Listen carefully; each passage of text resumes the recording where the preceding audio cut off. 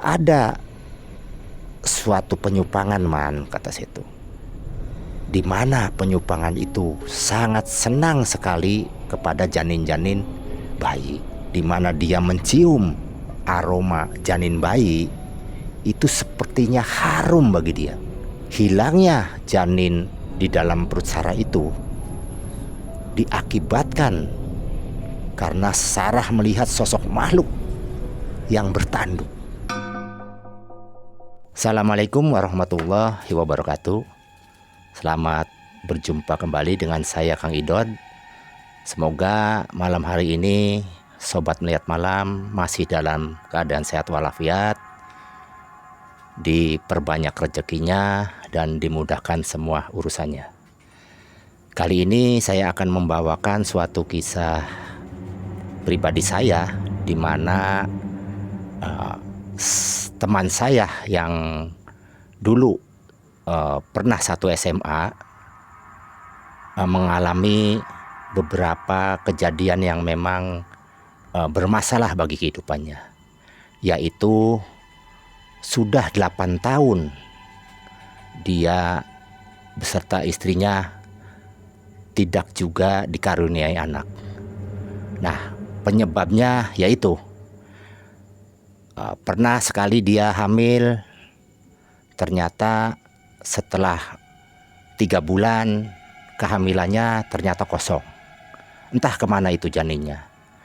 Kemudian 2 tahun kemudian dinyatakan hamil, dan dokter menyatakan bahwa itu positif.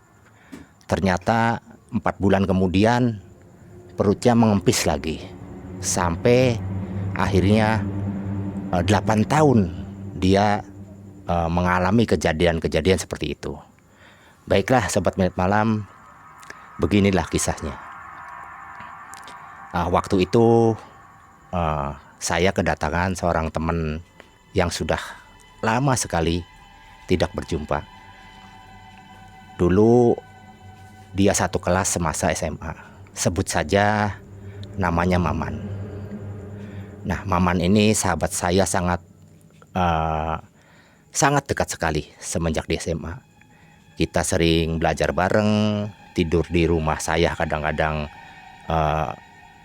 Maman sambil mengerjakan PR, mengerjakan tugas-tugas lain. Demikian juga saya kadang tidur di rumah Maman. Nah, waktu itu Maman kebetulan datang bersama istrinya. Sebut aja namanya Sarah. Nah, disitulah karena kita sudah lama tidak bertemu, akhirnya melepas rindulah. Kita bercerita di masa-masa SMA bagaimana kenakalan Maman dan saya waktu itu. Sampai akhirnya Maman bercerita secara serius mengenai kehidupan rumah tangganya bersama istrinya, yaitu Sarah. Dia bercerita kepada saya, ya maklum karena saya ini mungkin dulu ngerasa paling dekat ya. Jadi sampai urusan pribadi dia, sampai saat ini juga dia sepertinya tidak ada jarak gitu. Ya, Maman menceritakan dia sudah 8 tahun menikah dengan Sarah ini dan tidak juga dikaruniai anak. Umur semakin tua, nanti bagaimana masa depan saya dan istri? Itu kata Maman. Saya coba ingatkan, cobalah bersabar, Man. Karena bagaimanapun anak itu adalah karunia Tuhan. Kalau Tuhan belum menakdirkan Maman untuk punya anak, ya sudah bersabar saja. Tapi bukan berarti diam, harus berikhtiar. Saya sarankan bahwa Maman dan Sarah itu harus intenlah ke dokter memeriksakan dirinya, bahkan ya coba cara alternatif yang lain. Nah, alhamdulillah Maman dan Sarah mungkin mendapat support dari saya. Akhirnya dia mempunyai gairah lagi untuk berikhtiar memperoleh anak dalam kehidupannya. Nah, Selang kunjungan pertama dengan saya kurang lebih 3 bulan, akhirnya saya mendapat telepon dari Maman. Dan alhamdulillah waktu itu Maman menyatakan bahwa istrinya sedang hamil. Akhirnya saya merasa bergembira juga, karena bagaimanapun Maman adalah bagian dari saya juga di masa SMA dulu. Akhirnya saya nyempatkan dirilah datang ke rumah Maman yang mungkin jaraknya memang lumayan jauh, sekitar 1 jam lah dari rumah saya. Singkat cerita, saya seorang diri mengendarai motor sampailah saya ke rumah Maman. Waktu itu saya masih ingat, sekitar hari Minggu. Jadi Maman dan Sarah masih sedang libur bekerja. Memang keduanya memang bekerja. Nah, disitulah saya bertemu. Akhirnya kita saling ngobrol seperti kenangan saya di masa SMA. Akhirnya dengan Sarah juga akhirnya saya menjadi dekat. Sarah akhirnya bercerita kepada saya, "Kang Idod, saya minta saran," katanya. "Saya ini kerja di sebuah toko yang cukup besar, yaitu toko mainan anak. Memang tokonya ini luar biasa omsetnya. Bahkan saya sendiri kalau bekerja sampai larut malam, jam 9 malam. Kebetulan Sarah ini posisinya cukup bagus, dengan posisi sebagai supervisor. Jadi dia bertanggung jawab terhadap anak buahnya yang ada di toko mainan anak tersebut." Nah, Sarah bercerita, "Sebetulnya sih Kang Idod, saya ini sudah pernah hamil. Hamil pertama waktu saya masih bekerja di toko saya ini, di tempat majikan saya yang mempunyai toko mainan. Nah, hamil pertama saya sudah kehamilan sudah mencapai 3 bulan. Bahkan saya inten ke puskesmas," katanya sih. "Tapi saya sangat terpukul sekali Kang Idod. Karena apa? Setelah 3 bulan dari perut yang dirasakan memang sudah membesar, ternyata tiba-tiba janin dalam perutnya hilang begitu saja. Sampai saya coba periksa ke puskesmas dokter spesialis kandungan. Dokter menyatakan aneh. Karena waktu awal dia memeriksakan diri, nah dokter tersebutlah yang menanganinya. Kemana ini? Bahkan dokter mengira bahwa ini keguguran. Tapi tidak ada tanda-tanda keguguran," kata Sarah. Namun Maman dengan Sarah ya sudahlah, dia menerima suratan takdirnya dengan legowo. Akhirnya dia berikhtiar lagi.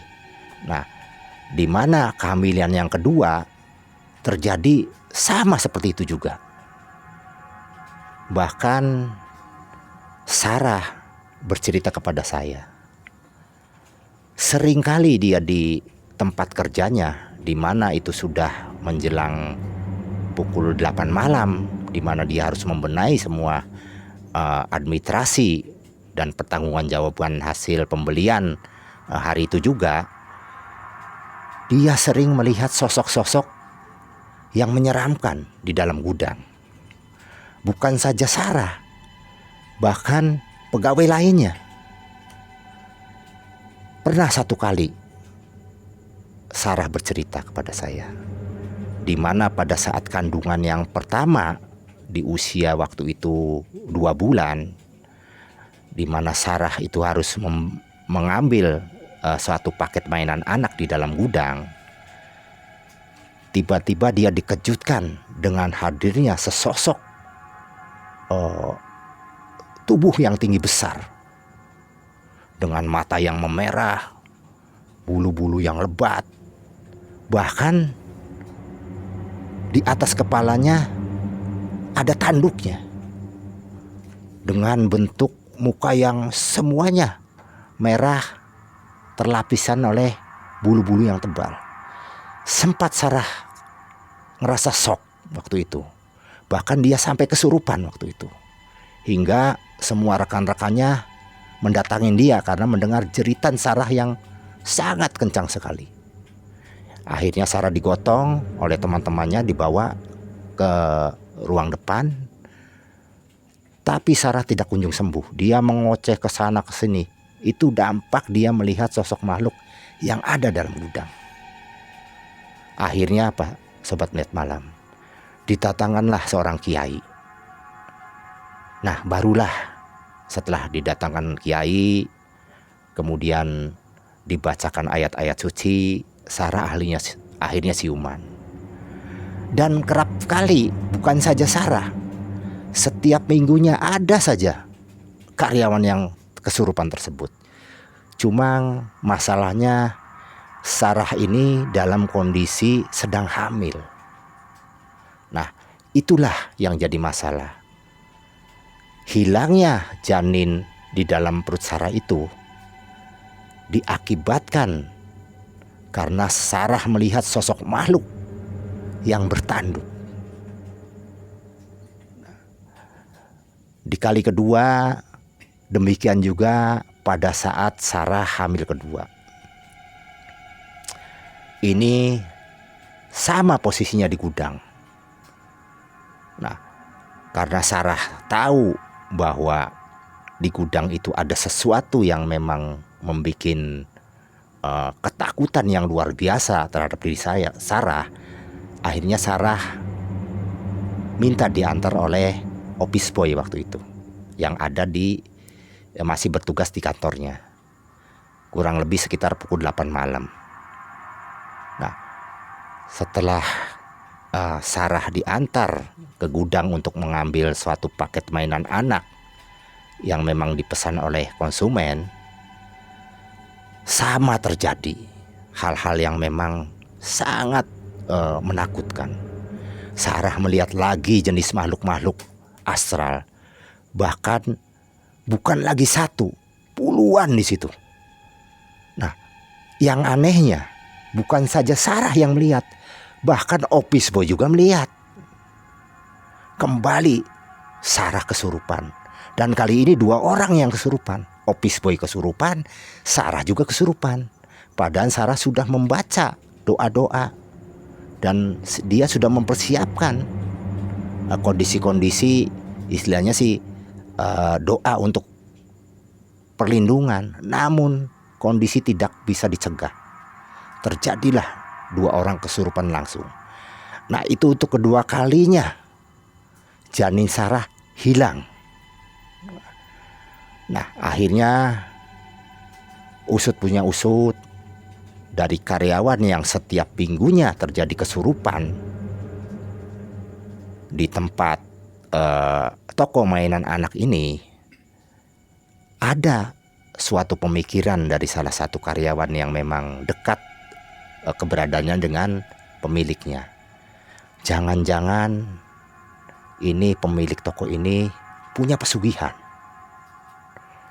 Karena saya pernah mengantar dia ke suatu tempat yang memang disinyalir itu untuk meminta kekayaan. Nah, itulah supirnya yang punya toko mainan anak tersebut. Namun dia menceritakan kepada Sarah dan temannya supaya cerita itu jangan disebarluaskan. Dia juga takut kalau bos itu sampai mengetahui informasi dari supir bosnya ini. Namun ya itulah, mengingat bahwa sudah 2 kali kejadian itu terjadi di mana janin Sarah hilang, maka untuk ketiga kalinya pada saat Maman dan Sarah bercerita kepada saya waktu itu, jadi sudah ditunggu-tunggu anak dalam kandungan itu selama 8 tahun. Dia minta saran kepada saya, Kang Idot, kira-kira gimana ya? Sarah ini kan bekerja untuk menambah penghasilan saya. Namun di sisi lain juga saya perlu keselamatan janin dalam perut istri saya ini. Saya bilang kepada Maman, ya coba Man lah, memang tidak ada pilihan lain. Kita disudutkan kedua pilihan yang memang semuanya tidak enak. Tapi itulah solusi, kita harus ambil salah satu. Tidak bisa kita dua-duanya mengambil keputusan, namun efek sampingnya seperti itu.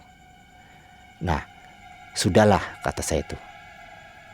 Sebaiknya istri kamu itu keluar. Karena sudah cukup pengalaman istri kamu di tempat kerja itu, hal-hal yang memang membuat janin itu hilang. Jadi sekarang sih ya saya kembalikan lagi ke Maman. Karena Maman itu bukan lagi orang lain, kata saya itu. Maman akan pilih dunia apa akan pilih seorang anak yang memang ditunggu-tunggu. Toh rezeki kan ada di mana-mana, Man, kata situ. Istrinya sambil manggut-manggut ya. Karena bagaimanapun yang mengalami kejadian yang sangat menyeramkan dan sangat mengerikan itu istri kamu, Man, bukan kamu. Jadi semuanya dampak psikologinya ada pada istri kamu. Nah itu terserah. Jadi saya tidak akan ikut campur mengenai urusan rezeki orang, Man, ya. Cuma saya kasih saran yang terbaik. Insya Allah lah kalau kamu memilih janin kamu yang memang kamu harapkan dan meninggalkan pekerjaan Sarah di sana yang penuh resiko, mudah-mudahan rezekinya akan terganti dengan rezeki yang lain. Nah, bahkan bukan itu saja. Sarah sendiri sering merasakan sakit demam, di mana pada suatu malam di mana dia lembur, bahkan itu sebetulnya bukan di gudang, tapi masih di ruangan tengah, di kantor. Sepertinya ada sesuatu yang menabrak dia, sesuatu yang halus, yang goib, hingga Sarah itu terjatuh. Nah, setelah sepulangnya dari tempat kerjanya mainan anak yang Sarah itu bekerja, Sarah akhirnya demam.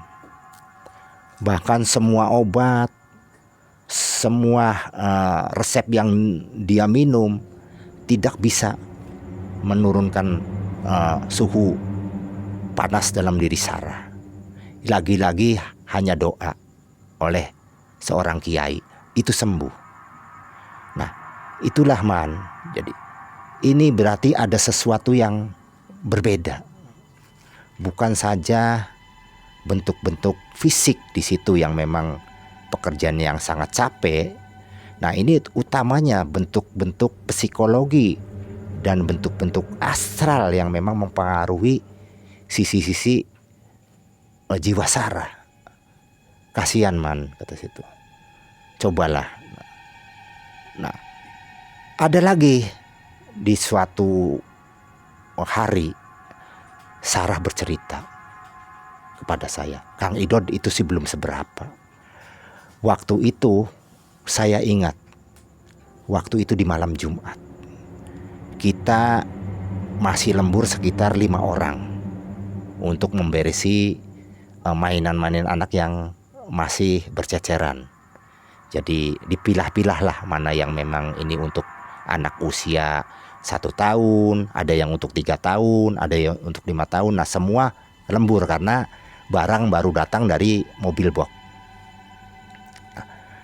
Nah pada saat lembur di malam Jumat itu, kurang lebih sekitar pukul 11 malam, tiba-tiba ada hempasan angin yang besar sekali. Padahal itu di dalam ruangan. Sepertinya angin itu bukan angin biasa. Satu masuk ke tubuh teman saya, dia kesurupan. Angin itu kemudian nimpa lagi ke teman saya lagi. Akhirnya terus berurutan 5 orang sekaligus kesurupan. Sampai waktu itu eh, kantor di mana Sarah bekerja itu menjadi geger gitu. Bahkan ada satpam menelpon ke yang punya tokonya bahwa ada pegawai-pegawai yang kesurupan. Waktu itu satpam merasa kewalahan karena satpam juga ngerasa takut. Bahkan satpam rencananya memanggil seorang paranormal apa kiai. Tapi setelah dia menghubungin yang punya toko, nggak usah ambil kiai, biar saya datang sendiri.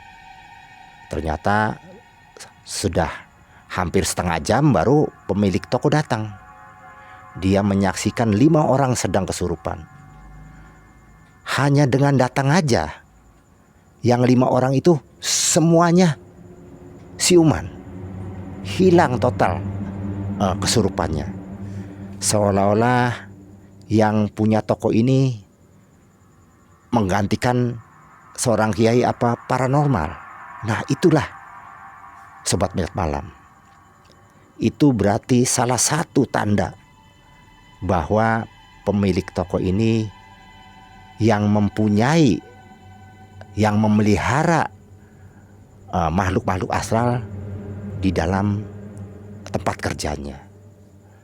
Nah, ini juga mungkin sejenis penyupangan yang dimana makhluk-makhluk itu dia bisa menarik para pelanggan. Hingga setiap harinya omset mainan itu luar biasa. Bahkan dia sampai keluar kota menggunakan pesanan online. Sampai karyawan ini sangat kewalahan untuk untuk mengirim cut apa sih? Untuk mengirim dan melayani para pembeli hingga sampai dia lembur larut malam. Dan sering juga karyawan itu berganti-ganti. Mungkin karena memang tidak kuat melihat kondisi-kondisi mistik di dalam gudang maupun di dalam kerjanya, hingga karyawan itu silih berganti, ada yang keluar, ada yang masuk. Nah, karena posisi Sarah ini posisinya memang sudah cukup lumayan, supervisor, si Maman suaminya itu sayang lah kalau keluar katanya. Cuma ya saran saya, apa boleh buat. Ada suatu penyupangan Man, kata situ, di mana penyupangan itu sangat senang sekali kepada janin-janin bayi. Tapi entah itu penyupangan di mana. Saya pernah mendengar itu. Jadi di mana sosok makhluk yang dibawakan oleh dunia penyupangan, di mana dia mencium aroma janin bayi, itu sepertinya harum bagi dia. Nah, disitulah dia akan memanfaatkan janin bayi itu sebagai tumbal. Nah, itulah keuntungan daripada orang yang punya penyupangan. Dia tidak usah jauh-jauh lagi mencari istilahnya si korban, toh di tempat sendiri sudah ada. Nah, inilah saran saya Man, sudahlah daripada nanti terjadi untuk ketiga kalinya, sebaiknya sudahlah kamu sarankan pada istri kamu itu agar berhenti saja bekerja di mainan anak tersebut. Karena ya itulah, kamu sudah mengalami sendiri 2 kali merasakan bahwa janinnya raib begitu saja. Apa mau kamu ketiga kalinya juga, kata situ. Maman hanya manggut-manggut sambil istilahnya sih menyesal kejadian-kejadian masa lalu. Nah, disitulah mulai Maman itu memberikan saran kepada Sarah, dan alhamdulillah Sarah merespon hingga keluarlah Sarah dari kantornya. Walaupun waktu itu si pemilik toko itu mencegah. Bahkan dia berkata kepada Sarah, Loh, kamu kan udah mendapat posisi yang bagus, Sarah. Kenapa harus berhenti? Apa yang kurang? Apa Sarah mau saya naikkan gaji lagi? Enggak lah, Pak. Saya memang sudah capek. Sudah saya mau berkonsentrasi kepada rumah tangga saya, biar suami saya yang bekerja. Bahkan beberapa rayuan dari pemilik toko itu agar Sarah jangan keluar. Namun kembali Sarah mempunyai itikad dan memang semangat agar tidak lagi terjebak ke dalam hilangnya janin-janin seperti tahun-tahun sebelumnya. Nah, setelah Sarah keluar, akhirnya ya memang cukup susah waktu itu. Betul juga, kehidupan Maman dan Sarah sangat susah sekali karena Maman itu hanya sebagai karyawan kecil. Namun ya itulah suatu perjuangan. Nah, setelah saya lama berbincang-bincang, akhirnya saya minta pamit kepada Sarah dan Maman. Kurang lebih sekitar 3 bulan, akhirnya saya mendapat telepon lagi dari Maman. Kang Idod, alhamdulillah saran Kang Idod sudah saya penuhi. Sungguh manfaat, membuat semangat saya hidup kembali. Demikian juga istri saya. Apalah gunanya materi kalau semua usaha untuk mendapatkan keturunan itu sia-sia. Jadi walaupun saya hanya kekurangan, alhamdulillah Sarah sekarang sudah menjelang hamil, usianya sudah mendekatin persalinan katanya. Dan dipastikan oleh dokter itu dalam kondisi normal. Singkat cerita, 2 bulan sudah berlalu. Kembali Maman membela saya bahwa dia sudah dikaruniai seorang anak laki-laki. Akhirnya saya datang menjenguk buah hatinya bersama istri saya ke sana. Sungguh sangat gembira katanya. Dan betul juga, di mana kelahiran anak, Maman mendapat posisi yang lebih baik.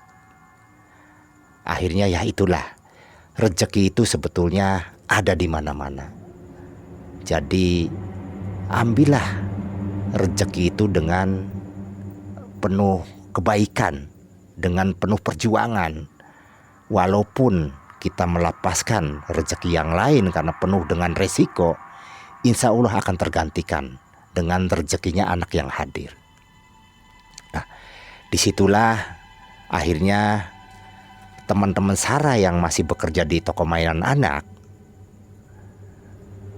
kebetulan saya ada di sana dan kebetulan kita bertemu semua, kurang lebih ada 4 orang lah teman-teman Sarah yang di pekerjaan lama.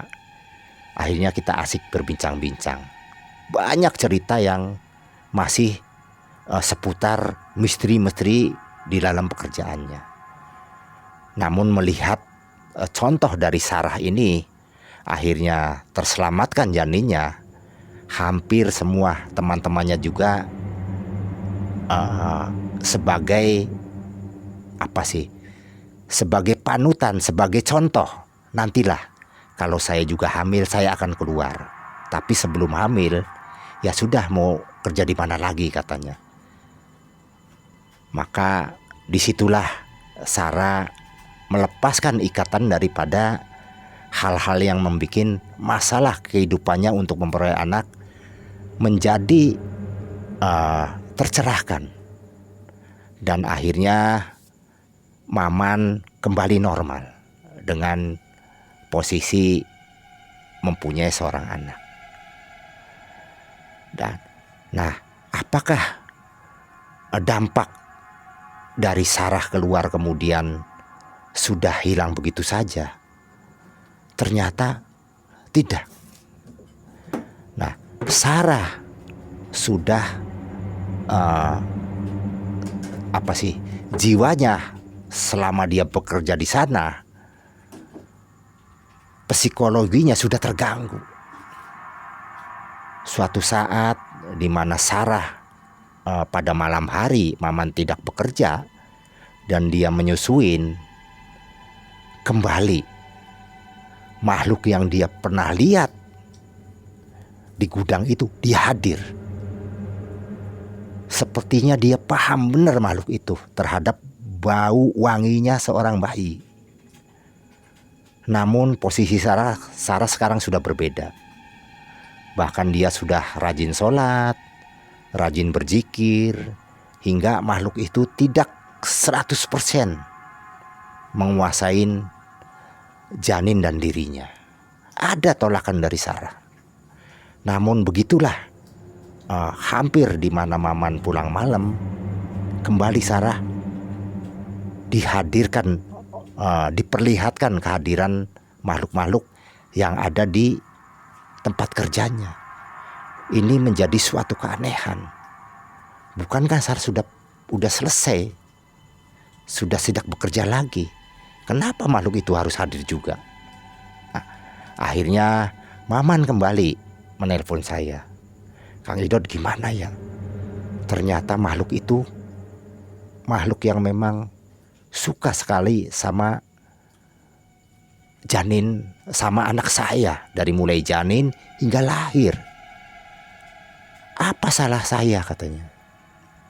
Kata saya, memang itulah sifat-sifat iblis, sifat-sifat makhluk-makhluk penyimpangan, Man. Cobalah adakan di rumah itu suatu pengajian, yasinan. Lakukanlah setiap malam Jumat. Sertakan keluarga kamu, tetangga-tangga kamu.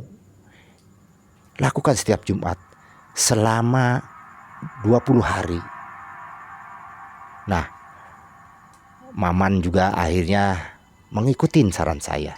Bahkan saya hadir di saat pengajian malam Jumat pertama. Alhamdulillah semua keluarganya Maman dan keluarga isinya hadir. Bahkan di situ juga hadir juga seorang ustadz dari di mana Maman dan Sarah tinggal. Nah, disitulah diadakan pengajian terus menerus, intens. Alhamdulillah hasilnya membuahkan hasil yang bagus. Jadi ikhtiar Maman dan Sarah ini dikabul oleh Allah Subhanahu wa Ta'ala. Nah, demikianlah Sobat Melihat Malam, kisah yang saya dapatkan dari Maman teman saya, di mana sudah banyak mengalami hal-hal yang sangat mengecewakan dalam kehidupan memperoleh seorang putra. Akhirnya dikabulkan setelah 8 tahun dia berjuang, dan kemudian melindungi anaknya dengan ikhtiari lagi melalui doa bersama, membaca ayat-ayat suci dengan keluarganya dan masyarakat sekitarnya, dan hingga akhirnya membuahkan rumah tangga yang normal kembali. Demikianlah Sobat Melihat Malam, mudah-mudahan cerita saya ini bisa diambil hikmahnya. Jadi semua resiko yang kita ambil, baik materi maupun suatu keturunan, itu mempunyai konsekuensi. Apakah kita memilih bentuk-bentuk memilih bentuk-bentuk kerejekian yang memang berisiko, apakah kita memilih keturunan? Memang sangat susah. Perlulah orang-orang yang bijaksana untuk mensupport, mengarahkan, hingga terbukalah pikiran orang-orang yang sedang dalam masalah ini. Demikianlah Sobat Melihat Malam, saya akhiri cerita ini. Wassalamualaikum warahmatullahi wabarakatuh.